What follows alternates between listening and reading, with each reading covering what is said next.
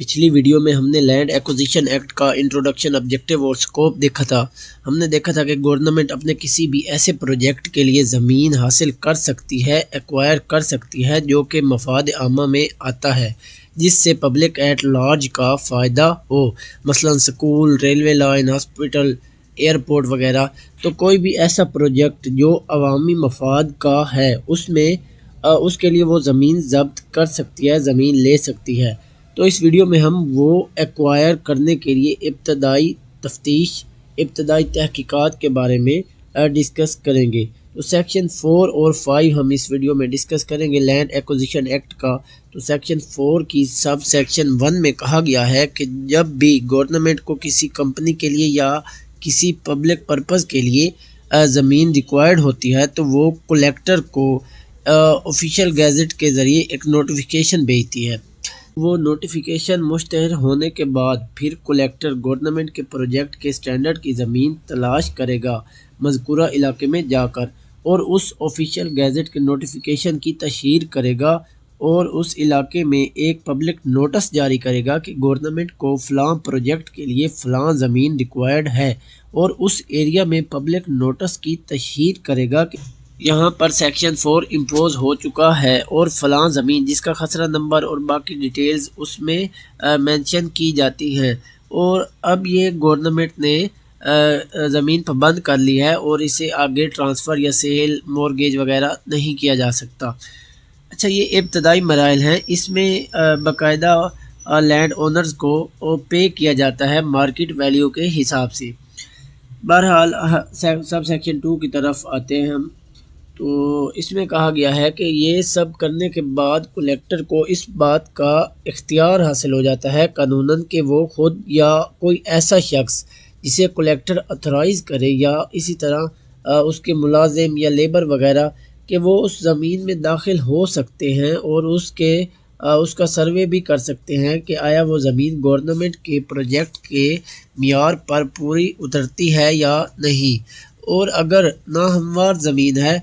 تو اس کا level up بھی کر سکتے ہیں اور اس زمین کی کھدائی وغیرہ بھی کر سکتے ہیں، یعنی پانی نکالنے کے لیے بور وغیرہ بھی کر سکتے ہیں، اور اس زمین کی کوالٹی چیک کرے گا وہ کلیکٹر، اور تمام باقی وہ ضروری کام کرے گا جس سے وہ اس نتیجے پر پہنچ سکے کہ یہ زمین گورنمنٹ کے فلاں پروجیکٹ کے لیے سوٹیبل ہے۔ اب اس زمین کی حد بندی کرے گا اس کے بعد کہ وہ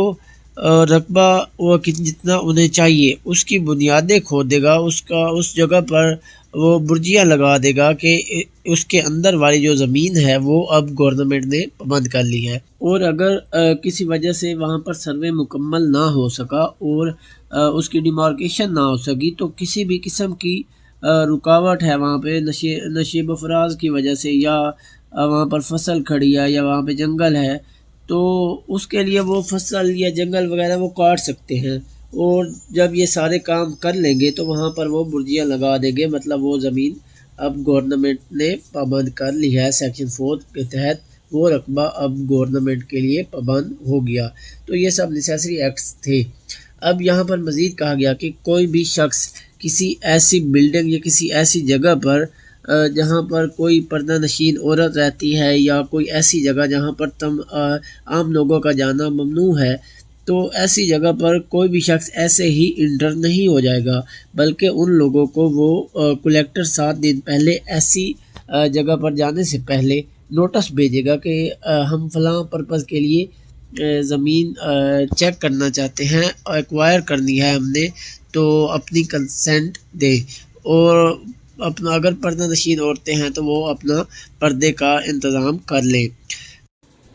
اب سیکشن 4 کے سب سیکشن 3 میں یہ کہا گیا ہے کہ اگر زمین کی ایکوزیشن کے وقت اگر کلیکٹر نے زیادہ زمین ایکوائر کر لی ہے اور بعد میں اسے اپنے پروجیکٹ کے علاوہ کچھ رقبہ بچ جاتا ہے اور وہ کہتا ہے کہ ہمیں یہ اب نہیں چاہیے، تو انہوں نے جو اگر فصل وغیرہ کاٹی ہے یا جنگل وغیرہ وہاں سے کاٹا ہے یا کوئی بلڈنگ گرائی ہے، تو جو کوئی بھی نقصان انہوں نے لینڈ اونر کو پہنچایا ہے، تو اس کے لیے وہ زمین مالکان کو باقاعدہ ایسی صورت میں کلیکٹر کی ذمہ داری ہے کہ وہ مارکیٹ ویلیو کے حساب سے اس لینڈ اونر کو وہ کمپنسیٹ کرے، اس کے نقصان کی بھرپائی کرے۔ تو ان مالکان کو اگر اس میں اگر کو شیئرز آ جاتے ہیں اور ان کا کمپنسیشن کو لے کر اگر کوئی ڈسپیوٹ بن جاتا ہے ڈسٹریبیوشن آف کمپنسیشن کو لے کر، تو کلیکٹر اس کیس میں وہ ان کا کیس چیف ریونیو آفیسر کو آگے وہ دے دے گا، وہ کیس آگے سبمٹ کر دے گا، اور پھر چیف ریونیو آفیسر کا ان کی اس ڈسٹریبیوشن پر وہ جو فیصلہ ہوگا وہ حتمی ہوگا۔ اب نیکسٹ ہے سیکشن 5۔ اب اس میں نوٹیفیکیشن کے بارے میں بتایا گیا ہے کہ فلاں زمین عوامی مفاد یا کمپنی کے لیے چاہیے، تو جہاں پر پبلک پرپز کے لیے زمین ریکوائرڈ ہے وہاں پر کمشنر، اور جہاں پر کمپنی کے لیے زمین ریکوائرڈ ہے وہاں پر